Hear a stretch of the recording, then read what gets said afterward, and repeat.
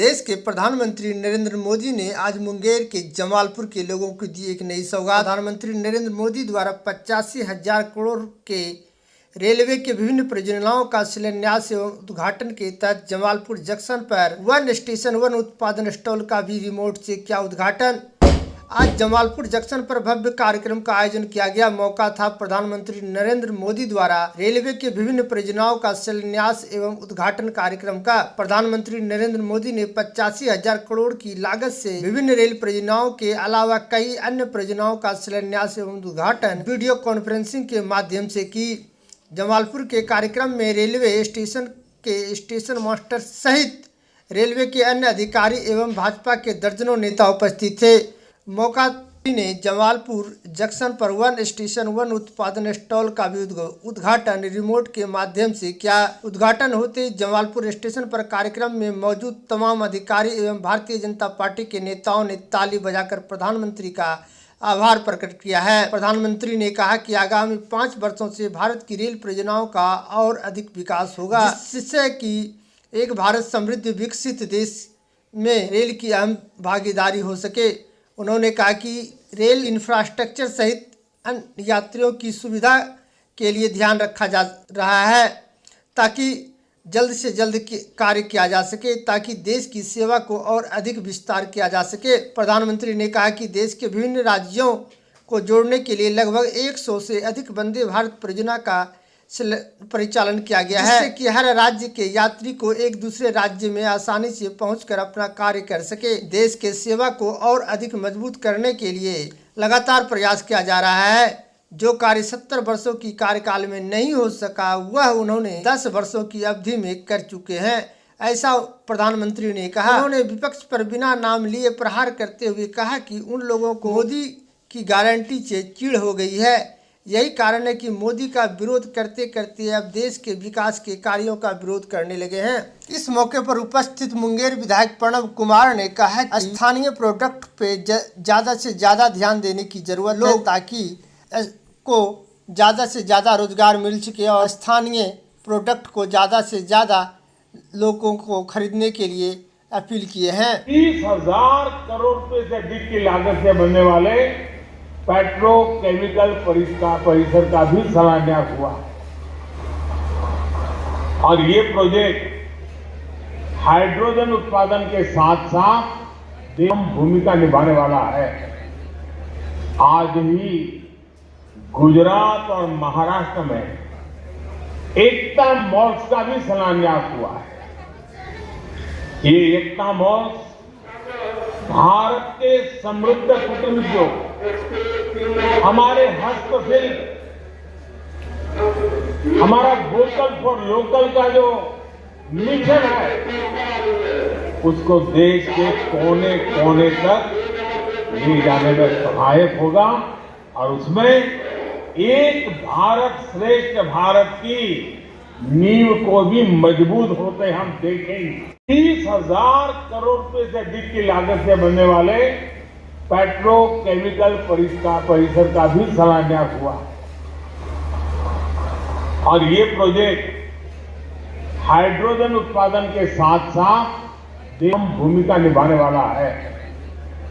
आज ही गुजरात और महाराष्ट्र में एकता मॉल्स का भी शिलान्यास हुआ है। ये एकता मॉल्स भारत के समृद्ध कुटीर उद्योग, हमारे हस्तशिल्प, हमारा वोकल फॉर लोकल का जो मिशन है, उसको देश के कोने कोने तक ले जाने में सहायक होगा और उसमें एक भारत श्रेष्ठ भारत की नींव को भी मजबूत होते हम देखेंगे। आज से 10 साल पहले नॉर्थ ईस्ट के 6 राज्यों ऐसे थे जहां की राजधानी हमारे देश की रेलवे से नहीं जुड़ी। 2014 में देश में 10,000 से ज्यादा ऐसे रेल फाटक थे, 10,000 से ज्यादा, जहां कोई व्यक्ति नहीं था, लगातार एक्सीडेंट होते थे और उसके कारण हमारे होनहार बच्चों को, नौजवानों को हमें खोना पड़ता। 2014 में देश में सिर्फ 35% रेल लाइनों का इलेक्ट्रिफिकेशन हुआ था। पहले की सरकारों के लिए रेल लाइनों का दोहरीकरण भी उनकी प्राथमिकता में ही नहीं था। इस परिस्थिति में हर पल कौन मुसीबतें झेल रहा था, कौन परेशानियों में पीसा जाता था। हमारे देश, आप पिछले 2014 के पहले के 25-30 रेल बजट देख लीजिए।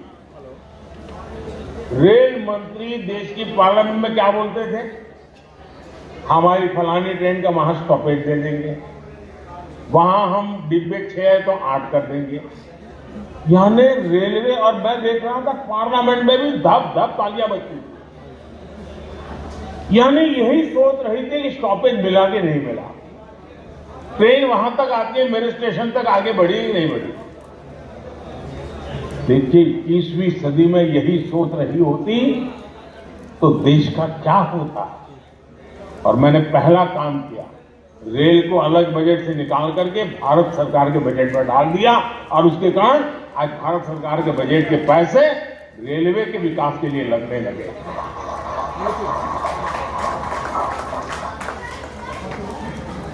पिछले दिनों देखा है दर्शकों में समय की पाबंदी,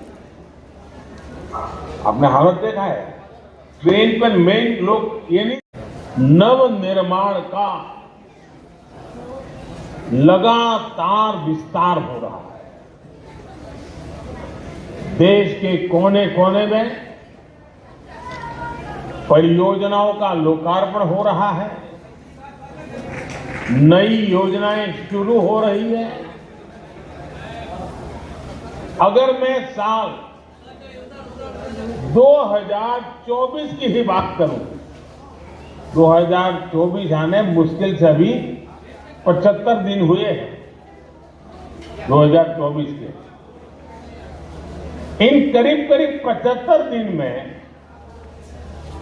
11 लाख करोड़ रुपए से ज्यादा की परियोजनाओं का लोकार्पण और शिलान्यास हो चुका है।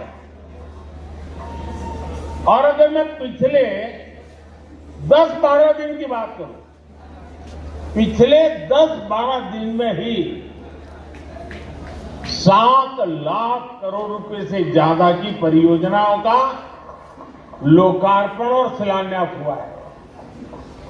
आज भी विकसित भारत की दिशा में देश ने एक बहुत बड़ा कदम उठाया। इस कार्यक्रम में अब यहां 1 लाख करोड़ रुपए से ज्यादा की परियोजनाओं का और लोकार्पण और शिलान्यास हुआ है। और आप देखिए आज 85,000 करोड़ रुपए, 85,000 करोड़ रुपए से अधिक से सिर्फ और सिर्फ रेलवे के प्रोजेक्ट देश।